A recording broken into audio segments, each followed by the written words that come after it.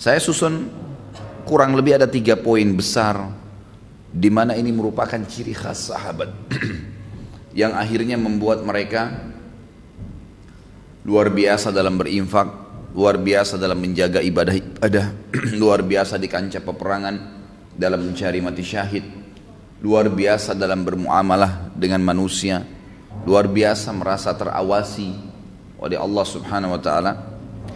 Yang pertama adalah keyakinan mereka tentang kebenaran agama Islam. Benarnya Allah itu ada.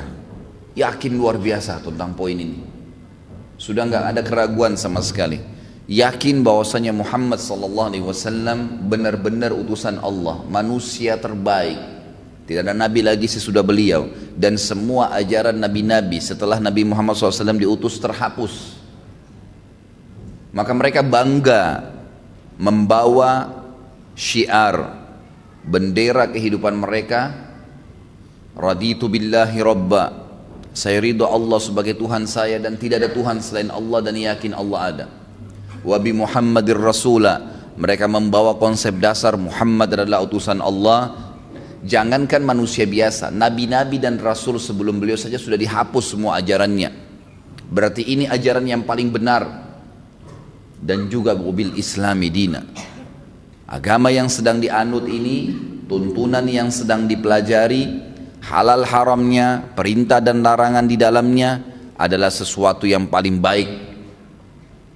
Tidak ada lagi di atasnya. Sebagaimana kita tahu bagaimana Allah Subhanahu wa taala berfirman dalam Al-Qur'an, kekal abadi selamanya. Selama kehidupan di dunia ini masih ada, Al-Quran belum diangkat oleh Allah Subhanahu wa taala, maka tetap firman ini akan ditilawakan. A'udzubillahi minasyaitonirrajim. Innad dina 'indallahil Islam. Agama yang diterima di sisi Allah hanya al-Islam, tidak ada yang lain. Coba tanamkan poin ini ke diri kita, teman-teman sekalian. Tuhan yang satu hanya Allah. Maksudnya apa? Yang menciptakan, yang mengurus, yang mengawasi, yang memusnahkan. Semua yang kita lihat dan tidak kita lihat di langit dan di bumi hanya satu, Allah. Maka hanya takut, hanya bergantung, hanya meminta, hanya memohon kepada Dia. Tidak ada yang lain. Ini asas yang sangat kuat dalam jiwa para sahabat. Asas dakwah Nabi Muhammad SAW. Kemudian Nabi Muhammad SAW bukan hanya sekedar dikatakan, oh itu Nabi saya, bukan. Mereka berlomba-lomba mengikuti, mencontohi apapun yang berhubungan dengan Nabi SAW. Penampilannya, cara bicaranya, pakaiannya, cara jalannya, sampai menyisir rambutnya. Mereka semuanya berlomba-lomba. Begitu Nabi SAW keluar, mereka langsung melihat apa yang Nabi SAW lakukan, maka mereka segera melakukannya, menciplak kehidupan Nabi SAW. Dan ini asas yang luar biasa. Bayangkan kalau kita bisa menjadi Muhammad yang banyak, di mana Nabi Muhammad SAW kita tahu manusia yang paling sempurna, utusan Allah, ajarannya menghapus semua ajaran nabi-nabi sebelumnya, secara fisik sempurna, secara akhlak sempurna, Nabi penutup. Ajaran agama yang dibawa adalah agama yang paling benar, dan tidak ada lagi agama setelah agama yang dibawa oleh Nabi Muhammad SAW. Keyakinan ini betul-betul tertanam dalam hati mereka, sehingga tidak ada yang perlu diidolakan kecuali satu orang saja, Muhammad SAW. Gak ada yang lain. Ini tertanam luar biasa dalam jiwa mereka. Dan karena sudah yakin Allah sebagai Tuhannya, tidak perlu minta, bergantung, memohon. Karena memang tidak ada yang menciptakan, mengurusi, mengawasi, memusnahkan semua yang di langit dan di bumi kecuali Allah. Lalu Muhammad SAW adalah utusannya. Maka tentu ajaran yang dibawa, Islam adalah agama yang paling benar. Maka mereka siap mati hidup untuk Islam. Ini ciri khas yang luar biasa ini. Dan ini yang perlu kita tanamkan, ikhwah akhwat sekalian. Bagaimana kita tanamkan poin dasar ini?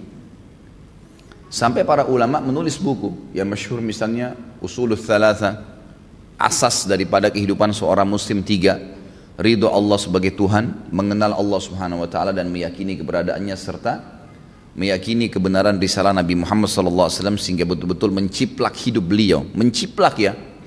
Semua yang berhubungan dengan Nabi SAW. Antum mau jalan, mau berdiri, mau duduk, mau berpakaian, mau nyisir rambut, apa saja. Semuanya orang taunya, oh di cirinya, di badannya, di tubuhnya orang ini ada Muhammad SAW. Ajarannya maksud saya. Semuanya ada di situ. Apa yang dicontohkan, apa yang diajarkan, apa yang diperintahkan. Dan semuanya dari diri dia jauh apa yang dilarang oleh Nabi Muhammad SAW. Kemudian mereka bangga dengan Islam. Sekarang ini kita temukan kaum muslimin luar biasa. Namanya Muhammad, namanya Ahmad. Tapi tidak ada ciri Muhammad, tidak ada ciri Ahmad. Yang dua-duanya nama Nabi Muhammad SAW. Sebagaimana beliau bersabda, li khamsu asma, saya punya 5 buah nama. Ana Muhammadun wa ana Ahmad wa ana Hashir wa ana Aqib wa ana al-Mahi. Saya adalah Ahmad dan Muhammad, namanya sama, artinya terpuji. Kemudian saya adalah Hashir, alladhi yuhsyarun nasu baina yaday, yang akan dibangkitkan manusia pada hari kiamat setelah aku dibangkitkan. Ini idola kita, panutan kita teman-teman sekalian. Muhammad SAW ini adalah orang yang paling sempurna. Hari kiamat pun orang yang paling pertama dibangkitkan. Kemudian dikatakan oleh beliau, wa ana aqib alladzi la nabiyya ba'di, saya aqib, tidak ada nabi setelahku, enggak usah lagi pusing-pusing nunggu nabi. Semua nabi-nabi sebelumku juga sudah dihapus ajarannya, cuma diimani keberadaannya, enggak perlu lagi cari yang lain. Lalu beliau mengatakan, wa ana mahi alladzi yamhullahu biha syirk, dan saya mahi yang akan dihapus semua kesyirikan, kekufuran dengan datangku. Artinya selain ajaran beliau semuanya tidak benar. Sampai seperti itu. Dan ini tertanam luar biasa di dalam jiwa para sahabat. Ini ciri khas teman-teman sekalian. Dan kita bukan mustahil bisa mengambil itu. Kita lihat di lapangan kehidupan kita, teman-teman yang berusaha menanamkan ini pasti hidupnya bahagia. Kita temukan dalam ciri badan dia, pakaian dia, pergaulan dia, cara ngomongnya, semuanya Nabi Muhammad SAW. Mau melakukan sesuatu, tanya ada dalilnya. Mau meninggalkan sesuatu, tahu kalau itu adalah dilarang oleh agama. Semuanya kembali kepada agama. Yang dia tidak suka, yang tidak disukai oleh Allah dan Rasulnya, dan dijelaskan dalam agama Islam. Yang dia suka adalah yang disuka oleh Allah dan Rasulnya, dan juga diperintahkan atau dituntunkan dalam agama dalam agama Islam. Ini ciri khas yang luar biasa. Sehingga mereka tidak perlu lagi ragu dengan tuntunan yang ada dan tidak butuh tambahan tuntunan yang lainnya. Yang kedua, ciri khas sahabat adalah keseriusan dalam mengejar janji-janji Allah Azza wa Jalla. Serius luar biasa. Saya kasih contoh misalnya, para sahabat menukil satu sama yang lain dalam riwayat Bukhari, riwayat Muslim. Mereka mengatakan, kami tidak melihat ada laki-laki di antara kami yang tidak sholat di masjid berjamaah kecuali ada kemunafikan di dalam dirinya. Apa maksudnya? Nabi Muhammad SAW memotivasi sholat berjamaah, pahalanya sekian banyak, terus dimotivasi ke masjid. Tidak ada satu sahabat pun. Dalam riwayat ini dikatakan, tidak ada yang takhalluf, tidak ada yang meninggalkan sholat itu. Tidak ada yang telat dalam masalah sholat. Tapi ini yang dimasukkan adalah meninggalkan. Kecuali yang di dalam hatinya ada kemunafikan. Sampai kata mereka, salah seorang di antara kami karena taunya tentang janji Allah di masjid berjamaah, sampai seseorang di antara kami disokong oleh temannya, ditopang. Karena nggak bisa jalan, maka 2 orang teman menopangnya untuk hadir di shaf sholat berjamaah. Coba kira-kira seperti apa itu? Ya. Apa yang memotivasi mereka? Tidak ada kecuali satu. Masalahnya yakin benar dengan janji Allah nih. Gak ada yang ragu. Ada fakir miskin, kita lihat nanti subhanallah. Dari Abu Bakar, Umar, Uthman, Ali yang sudah kita bahas. Nanti Talha. Kita akan nyusun insya Allah bulan depan ada Zubair bin Awam, ada Abdurrahman bin Auf, ada Sa'ad bin Abi Waqqas. Banyak sahabat-sahabat Nabi, terutama 10 awal dia masuk surga. Kehidupan mereka teman-teman sekalian penuh dengan keyakinan seperti ini. Tidak pernah mereka itu kalau yang punya kemampuan berinfak 1 dirham, 2 dirham. Berinfaknya ini sesuatu yang kayaknya nggak mungkin kita lakukan, sulit itu. Kecuali yang Allah berikan hidayah. 15 miliar kalau nilai sekarang, 20 miliar. Dan harta-harta ini yang mereka infakkan apa yang ada di rumah mereka pada saat itu ya. Bukan berarti harta ini yang diinfakkan berarti ada harta yang lain. Pada saat mereka menemukan keuntungan, ada uang, mereka gelisah kalau sudah mengeluarkan kebutuhan dasar rumahnya, masih ada yang tersimpan. Coba bandingkan dengan kita yang sibuk terus menabung. Ini berapa lagi nih? Dari 1 juta, kapan jadi 10 juta? 10 juta kapan jadi 100 juta? 100 juta kapan jadi 1 miliar? Tidak ada infak yang dikeluarkan, tidak ada sedekahnya. Bahkan pelit terhadap dirinya sendiri. Apalagi kalau mau membantu saudara-saudaranya yang lain. Apa yang mendorong mereka? Karena sangat yakin dengan janji Allah Subhanahu wa taala. Mereka luar biasa gitu. Masalah sholat, masalah jihad. Tidak pernah Nabi SAW mengatakan jihad itu ada sahabat yang nunggu di rumahnya kecuali munafik. Mereka sudah langsung, bahkan ada di antara mereka yang dengar kalimat jihad dari kebun kurmahnya langsung, ya cuman pulang ke rumahnya nggak mandi, nggak apa gitu, langsung memakai baju pedang perangnya, membawa pedang dan perisainya langsung hadir di depan masjid Nabi SAW. Kita kadang-kadang subhanallah hanya karena keringatan nggak jadi sholat jamaah di masjid. Bagaimana ini gitu? Ciri khas sahabat mustahil mereka ketinggalan janji Allah. Karena prinsip dasarnya dalam masalah ibadah ikhwan dan akhwat sekalian, sekali kita ketinggalan ibadah itu, sulit sekali untuk mengulanginya. Saya sering sampaikan di pengajian saya, kalau seandainya kita masbuk sholat subuh 1 rakaat, mungkin ada uzur, mungkin sakit perut, anggaplah, ketiduran, anggaplah. Tapi uzur ini hanya akan melepaskan kita dari hukuman Allah Subhanahu wa taala, kalaupun di perbuatan itu ada hukuman. Tapi ingat, kehilangan pahala nggak bisa diperbaikin. Beda antara orang yang ketiduran masbuk 1 rakaat dengan orang yang dasarnya memang bangun dan tiap hari dia paksakan dirinya untuk mendapatkan dari rakaat pertama. Beda pahalanya, walaupun sama-sama hadir subuh. Dan yang masbuk 1 rakaat sampai hari kiamat, dia tidak akan pernah bisa memperbaiki kekurangan 1 rakaatnya itu. Coba kalau kita masbuk misalnya, pas datang imamnya sudah rakaat kedua, masih bisakah kita bilang imam maaf kembali ke rakaat pertama untuk kita ikut dari awal takbiratul ihram? Nggak bisa. Berarti orang yang ikut dari awal sama imam, dari Allahu Akbar sudah dicatat pahala oleh malaikat, dari iftitah sudah ada pahalanya, dari Al-Fatihah sudah ada pahalanya, dari surah yang dibaca ada pahalanya, ruku ada pahalanya, gerakan dan bacaannya, itidalnya, kemudian terus 1 rakaat sujudnya. Bukankah kata Nabi SAW, ya, tidak ada seorang pun yang sujud 1 kali untuk Allah kecuali Allah akan tinggikan derajatnya. Waktu seorang sahabat berkata, ya Rasulullah, saya ingin bersama dengan anda di surga. Kata Nabi SAW, ada yang lain kau minta? Dia bilang, tidak ada ya Rasulullah, itu saja, saya ingin bersama anda di surga, pandu saya untuk itu. Kata Nabi SAW, bantu saya agar kamu bisa bersama saya di surga dengan memperbanyak sujud. Sekali kita kehilangan sujud, tidak bisa diperbaiki. Nanti kita sujud memang, ya, tetapi kata para ulama, orang yang masbuk, yang dia dapat berjamaah, dapat pahala jamaah, gitu kan? Yang dia masbuk yang tersisa, itu akan mendapatkan pahala yang bukan berjamaah lagi. Artinya berkurang kan gitu. Dosakah dia? Tidak dosa, nggak ada hukuman di depan Allah SWT karena dia ada uzur ya. Tetapi perlu jeli teman-teman sekalian memahami bahwasanya tidak bisa terulang peluang ibadah itu. Saya pernah menemukan seorang ibu dengan anaknya miskin luar biasa, pakainya saya lihat gitu. Saya habis ta'lim di kampung Melayu. Kemudian saya keluar, dia beri isyarat, minta uang gitu. Saya memang sudah niat mau membantu. Saya bilang sebentar bu ya, karena saya lihat ibu itu duduk di bawah pohon gitu. Saya memang sudah niat mau memberikan apa yang saya dapatkan dari ceramah diberikan oleh majelis taklimnya. Kemudian saya sholat dulu bu, buru-buru karena saya takut iqamah, waktu itu sudah azan. Saya pun pergi ke sana, kemudian saya sholat berjamaah.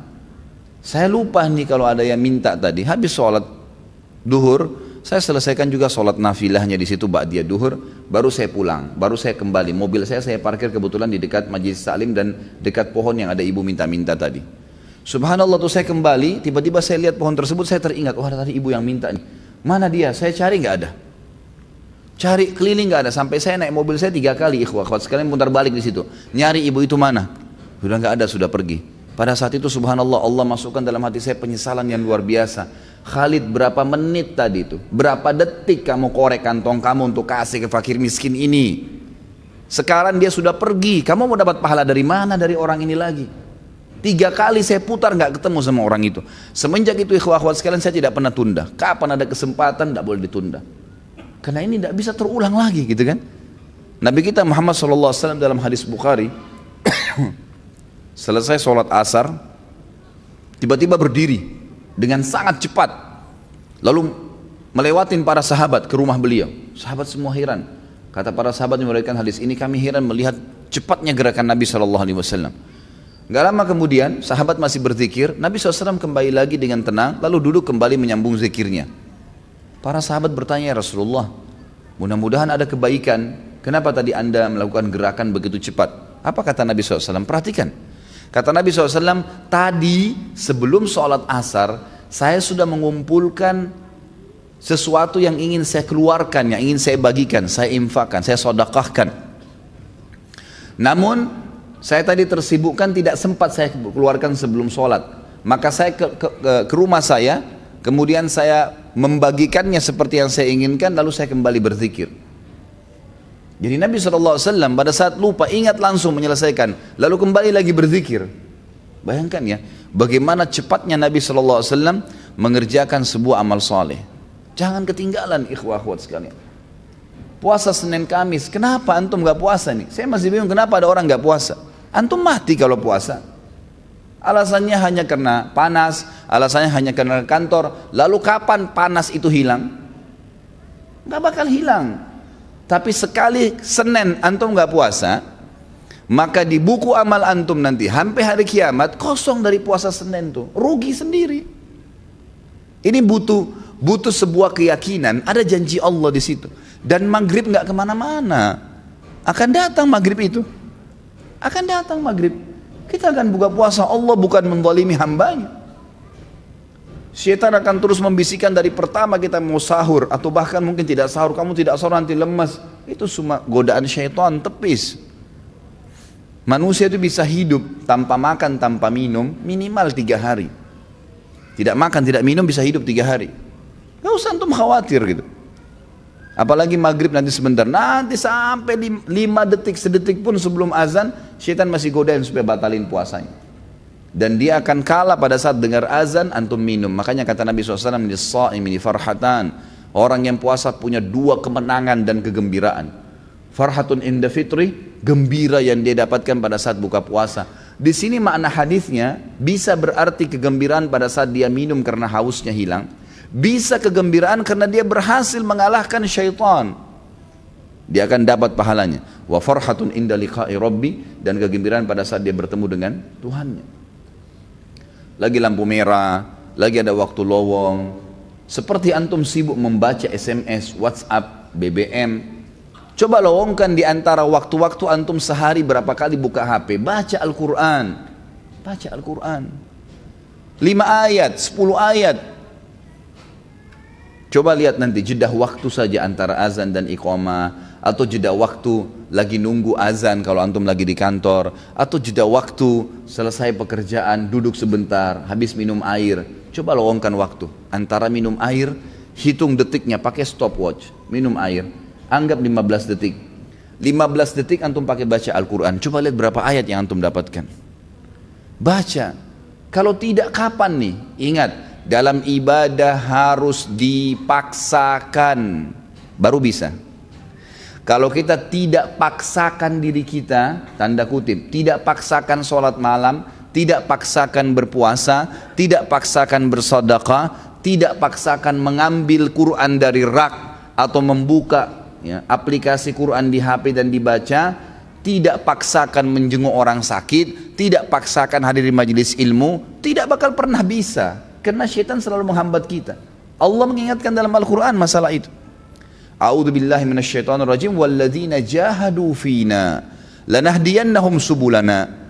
Orang-orang yang jahadu fina artinya berusaha memaksakan diri menuju ke perintah-perintah kami, jalan-jalan kami, meninggalkan larangan-larangan kami, maka kami akan pandu dia menuju ke jalan-jalan kami. Lanahdiyannahum subulana, kami mudahkan mereka untuk mengamalkannya. Jadi ini butuh sekali pemahaman, ini ciri khasnya sahabat, sangat yakin dengan janjinya Allah. Nggak ada yang bagi mereka harus hilang kesempatan itu.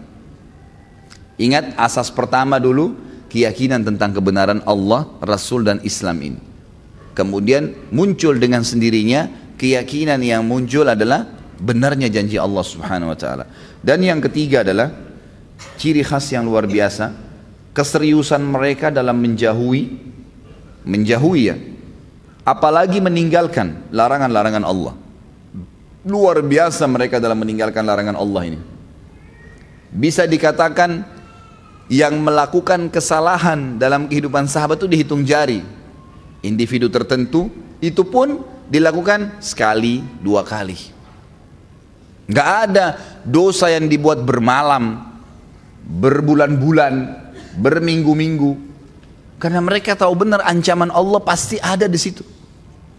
Ingat, dosa seperti segelas racun. Kalau kita minum dalam kondisi tahu itu racun, akan berbahaya, jelas akan mematikan, merusak organ tubuh kita. Dalam kondisi kita tidak tahu, tetap berbahaya, tetap berbahaya. Zina berbahaya ikhwan dan akhwat sekalian. Allah mengatakan wala taqrabuz zina, makanya jangan dekatin, jangan mulai telepon, jangan mulai SMS, jangan mulai melakukan yang mengundang zina itu. Innahu fahishatan wa sa'a sabila, itu keburukan yang sangat berbahaya buat kalian dan seburuk-buruk jalan. Syaitan buka, kita buka juga pintu itu. Berapa banyak ikhwan dan akhwat juga kena fitnah seperti ini. Padahal Allah bukakan pintu nikah. Sibukkan diri dengan puasa, sibukkan diri dengan ibadah. Jauhi tontonan, jauhi dengaran. Tidak ada orang yang terbagikan syahwatnya tanpa sebab, tanpa pemicu. Dia tonton yang tidak benar, maka muncul syahwatnya, membayangkan yang tidak-tidak. Tidak mungkin muncul syahwatnya tanpa mendengar sesuatu. Tidak ada orang dengar Quran itu syahwatnya bangkit.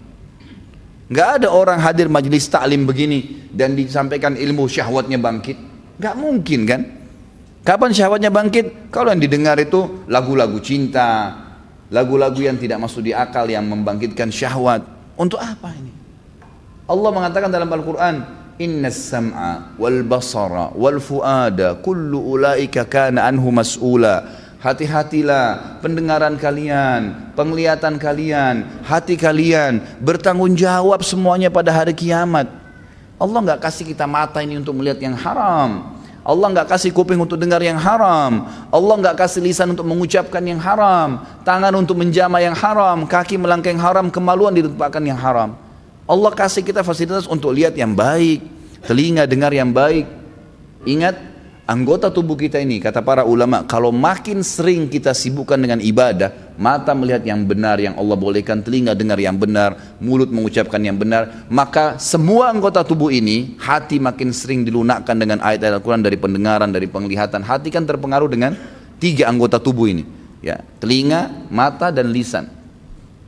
Maka pastikan anggota-anggota tubuh ini jadi lunak, kata ulama, seperti ya, pohon yang selalu dibasahkan dengan air, maka lunak daunnya, gitu kan. Sedikit dengar ayat jadi nangis, sedikit dengar ayat, ya, dengan telinganya hatinya jadi tentram, lisannya maka dia akan mengucapkan selalu yang baik saja, seperti itu. Ingat, ancaman Allah tidak mungkin luput. Banyak orang selalu tergiur dengan firman Allah SWT, Innallaha ghafurur rahim, Allah maha pengampun, tapi lupa, wa innallaha syadidul iqab, dan Allah berat siksaannya. Allah pengampun benar, tapi siksaannya juga Allah berat. Sahabat sangat pekah dengan ini. Mereka luar biasa, ini ciri khas yang luar biasa. Mereka betul-betul ya, serius. Ingat kata-kata kalimat serius, garis bawahi. Menjauhi, apalagi kalau sampai meninggalkan larangan Allah SWT, memang dijauhi. Semua pintu sudah mulai terbuka, langsung mulai terbuka pintu satu langsung ditutup sama dia, udah nggak mau lagi. Ini ciri khasnya para sahabat.